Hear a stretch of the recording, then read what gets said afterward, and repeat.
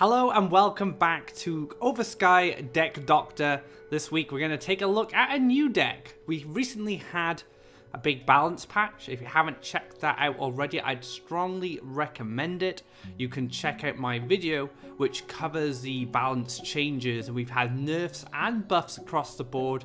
Lots of cards have been changed, so I'd strongly recommend checking that out first so you get an idea of what this deck is trying to do. This is my green-red Emerald Rakoan deck. I've decided to build a deck around a new change to Rakoan Reveler. It's much cheaper now, and the Ancient Boar as well. That's been a key role in playing this deck. And it uses the Emerald Salamander. Now, Emerald Salamander didn't see much play on the release of Oversky, but I feel actually it's pretty good if you use these cheap creatures and you don't spend so much Faeria. You can flood the board quite quickly with the Bone Collectors and Rakoan Revelers and Axe Grinders, and use the Emerald Salamander to either empower them or deal damage to enemies so you can clear them. I've had a lot of fun with this deck, but it's still in its testing period. The patch hasn't been out long enough to get an idea of what kind of power level this deck is at. So if you have any changes, be sure to make them, give them a go. You might find something that I didn't. So let's get into the cards and see what they do. Our first selection of cards are the early game creatures. All of these creatures can be played on turn 1 and start harvesting Faeria very early on. Bone Collector, fantastic creature that can easily snowball out of control if it's not checked. It's going to gain power every time a creature dies next to it. This has great synergies with the Rakoan Reveler, as when this dies it's going to gain Faeria but also empower the Bone Collector. And one of the themes of this deck is cheap and efficient creatures that get powerful very quickly, either through their self-buffing like the Bone Collector or something like the Emerald Salamander. Rakoan Reveler has been changed. It's a 1 mountain now, so it can be played turn 1, and this gets empowered by cards like the Emerald Salamander or the Elderwood Embrace, and when it dies you're going to gain Faeria back equal to its attack. So it's a very good creature for refunding Faeria and has synergies with other cards in the deck. Axe Grinder, no surprise to see this feature in the green-red deck. A premium red card, one of the best creatures in the game, I would argue.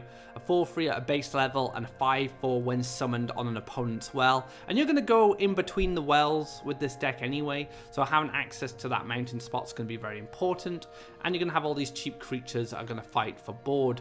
So these are your primary creatures that you're going to be looking for in your Mulligan, as well as they're going to be fighting for board for you, and they all have their own little benefits. Up next we have the removal cards. Flame Burst, no surprise to see featured in a red deck. 3 damage to an enemy creature, or 3 damage to a structure, or can be used as a finisher to deal 3 damage to your opponent's orb. It's no surprise to see this here. Deepwood Stalker, I had a choice between Deepwood Stalker and Cypher's Wrath. I ultimately decided with the Stalker, simply because it gives a creature which can benefit from the power-up cards like Emerald Salamander, but also has synergies with Bone Collector when it dies, so it seemed a bit more synergistic than, say, a Cypher's Wrath, and can, stick to the board, maybe collect some Faeria, maybe even clear something after it's used its gift ability. Emerald Salamander, this is a card that I haven't used much, and I'm happy to start using it now. I'm a big fan of green-red, and I was a little disappointed with it at the start of the Oversky, but I feel like it could be viable. It does have a lot of potential. It's a 6 Faeria creature that does 2 damage to all adjacent creatures, but also empowers all adjacent creatures by +2/+2. So when you're in between the wells, you're going to be looking to drop this down, empower all the creatures around it, and then maybe take some clears or some trades. So very good card for that kind of style of deck, especially with all the cheap creatures. So the Memoria Cost, although it's quite hefty, in a deck with very cheap creatures, you won't be feeling that expense, especially with Rakoan Reveler, which refunds you Faeria when it dies.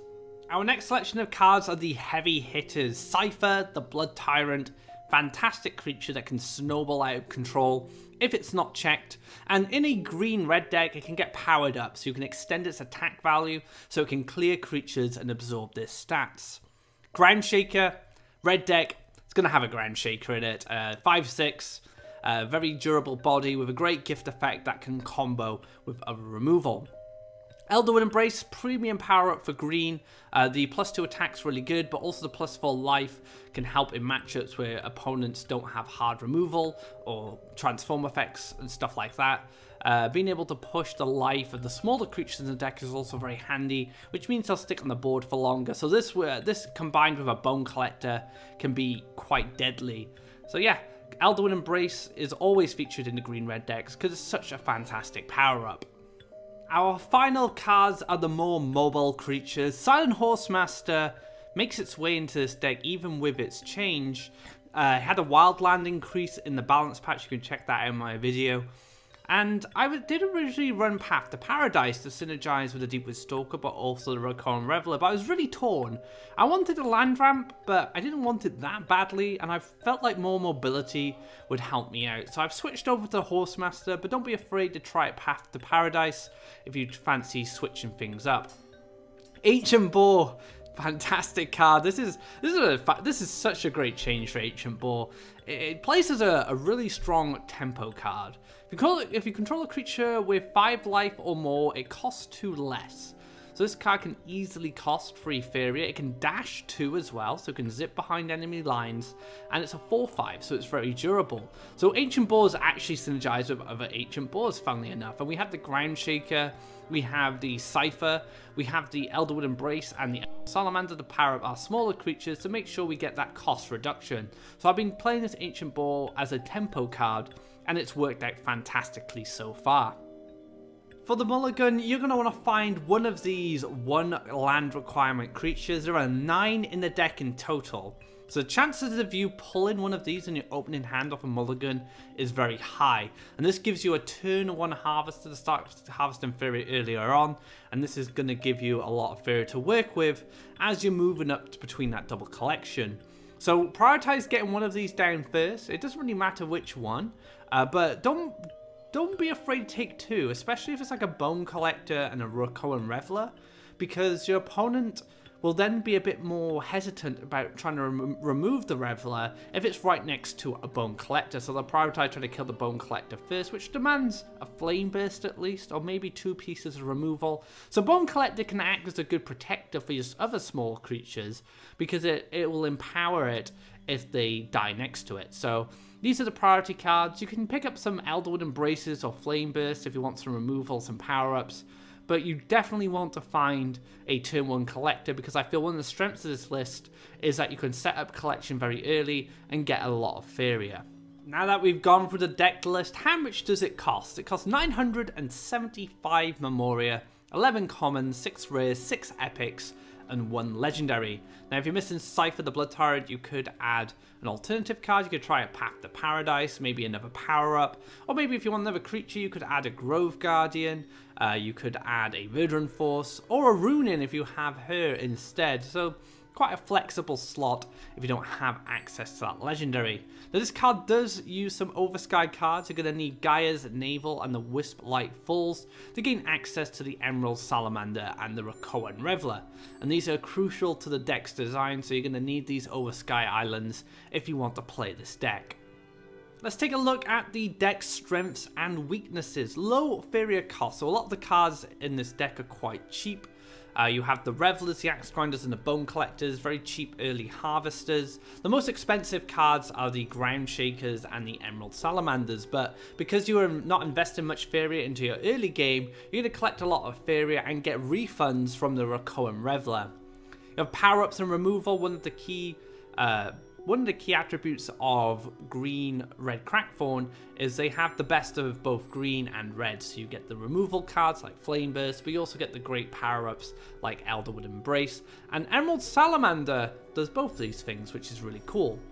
Strong positional play with the Bone Collector and the Emerald Salamander. So if you position your Bone Collector in the right spot when your creatures trade or die, you're going to get an empowered Bone Collector. And the same applies to the Emerald Salamander. If you place your creatures in the correct positions, you can get really cool damage and power-ups spread across your opponent's creatures and your own. So it does reward good positional play. This deck is really weak to Chaos. I came to find out playing it. Chaos is a card that reduces the attack of a creature, and if that creature has 0 attack, it does die. And I've been seeing some Chaos decks crop up, and it's very easy to reduce the power of the creatures because they're quite low in cost and they're quite low in attack in the grand scheme of things until they're powered up by other cards. And so big Chaos combos can absolutely ruin this deck.